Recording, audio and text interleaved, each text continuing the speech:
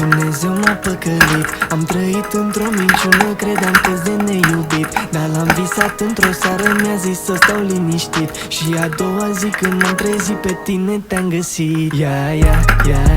Hei, pe tine te-am găsit. Eram supărat non-stop, dar acum sunt fericit. Am și bani, am și iubire, jur că am tot ce mi-am dorit. Și părinții lângă mine, mă simt cel mai împlinit. În prima zi ne-am întâlnit și pe loc ne-am iubit. A doua zi ne-am despărțit, dar nu e nimic, pentru că așa suntem noi. Suntem nebuni amândoi și orice ar fi, noi mergem înainte, nu înapoi.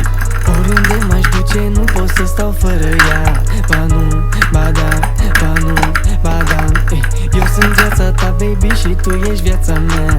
Ba nu, ba da, ba da, ba da, ba da. Mă enervează rău de tot a dracu, dar n-am ce să fac, că de când am dat de ea să mor de nu mi-am pus capar. Chiar dacă are tupeu, e lângă mine mereu, și la bine și la greu, la fel ca și Dumnezeu. Când eram mic, profa de mate zicea că nu o să ajung nimic, dar las-o dracu soia, că deja i-am dovedit că i-am care salariu și eu fac sute de mii.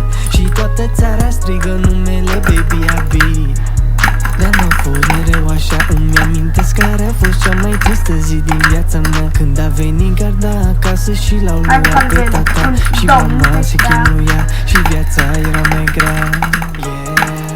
Dumnezeu m-a păcălit. Am trăit într-o minciună, credeam că-s de neiubit, dar l-am visat într-o seară, mi-a zis să stau liniștit. Și a doua zi când m-am trezit, pe tine te-am găsit.